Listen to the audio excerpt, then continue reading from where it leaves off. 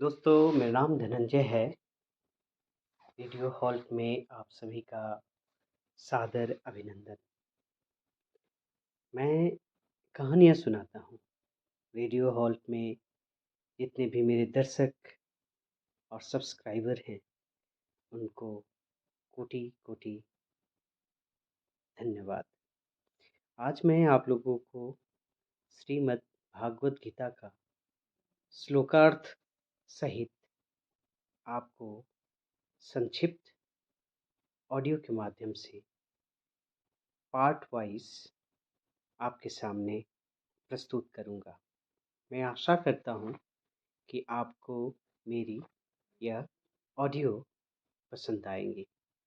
चलिए श्रीमद् भागवत गीता का अध्याय शुरू करते हैं।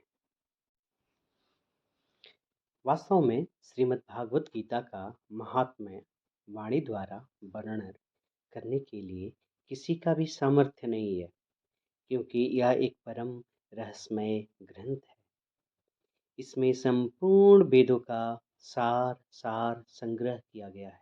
इसकी संस्कृत इतनी सुंदर और सरल है कि थोड़ा अभ्यास करने से मनुष्य उसको सहज ही समझ सकता है, परंतु इसका आशय इतनी गंभीर है कि आजीवन निरंतर अभ्यास करते रहने पर भी उसका अंत नहीं आता।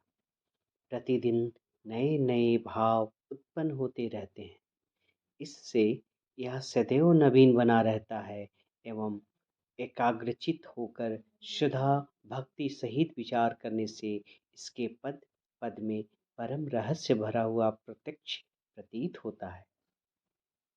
भगवान के गुण प्रभाव और मर्मकता वर्णन जिस प्रकार इस गीता शास्त्र में किया गया है, वैसे अन्य ग्रंथों में मिलना कठिन है, क्योंकि प्रायः ग्रंथों में कुछ ना कुछ सांसारिक विषय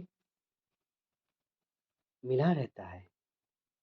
भगवान श्रीमद् भागवत गीता रूप एक ऐसा अनुपमय शास्त्र कहा है कि जिसमें एक भी शब्द सदुपदेश से खाली नहीं है। श्रीमद् भागवत गीता के बारे में श्री वेद व्यास जी ने महाभारत में गीता जी के वर्णन करने का उपरांत कहा, गीता सुगीता करने योग्य है, अर्थात श्री गीता जी को भली प्रकार पढ़कर अर्थ और भाव सहित अंतःकरण में धारण कर लेना मुख्य कर्तव्य है, जो कि स्वयं पद्मनाभम श्री भगवान विष्णु के मुखार बिंदु से निकली हुई है। अन्य शास्त्रों के विस्तार से क्या प्रयोजन है। स्वयं श्री भगवान विष्णु भी इसका महात्म्य का वर्णन किया है। उन्होंने श्लोक में और छंद में लिखा है कि इस गीता शास्त्र में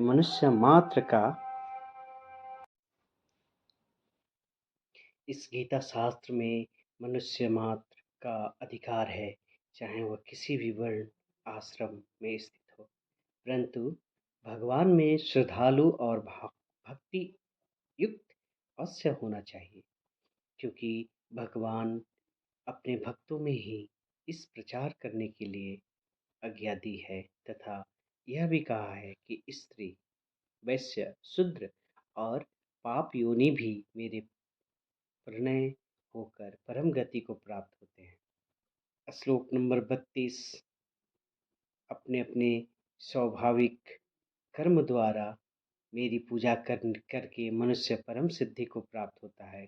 श्लोक 46 में उन्होंने बताया है, इन सब पर विचार करने से यही ज्ञात होता है कि परमात्मा की प्राप्ति में सभी का अधिकार है,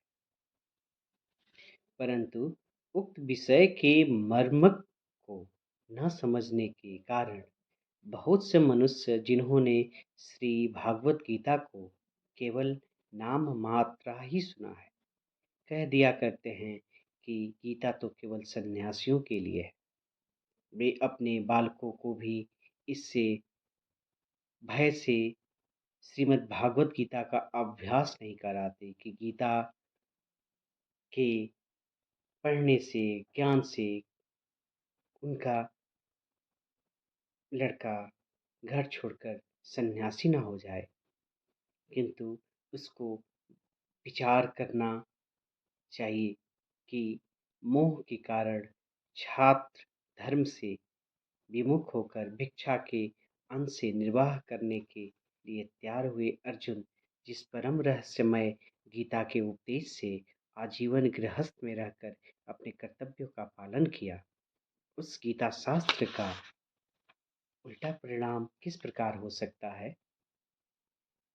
अतः कल्याण की इच्छा वाले मनुष्य को उचित है कि मोह का त्याग कर अतिशय श्रद्धा भक्ति पूर्वक अपने बालकों को अर्थ और भाव के सहित श्रीमद् भागवत गीता का अध्ययन कराएं एवं स्वयं भी इसका पाठन पाठन करें। भगवान के आज्ञानुसार साधन करने में तत्पर हो जाएं, क्योंकि अति दुर्लभ मनुष्य शरीर को प्राप्त होकर अपने अमूल्य समय का एक क्षण भी दुख मूलक क्षणभंगुर भोगों के भोगने में नष्ट करना उचित नहीं है। दोस्तों, यहाँ जानते हैं श्रीमद् भागवत गीता का प्रधान विषय। श्रीमद् भागवत गीता में भगवान अपने प्राप्ति के लिए मुख्य दो मार्ग बतलाए हैं।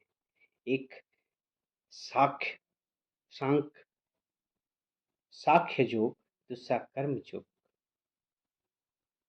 उनमें पहला संपूर्ण पदार्थ मृग तृष्णा के जल की भांति अथवा स्वप्न की सृष्टि के सदृश्य मायामय होने से माया के कार्य रूप संपूर्ण गुण ही गुणों में बताते हैं।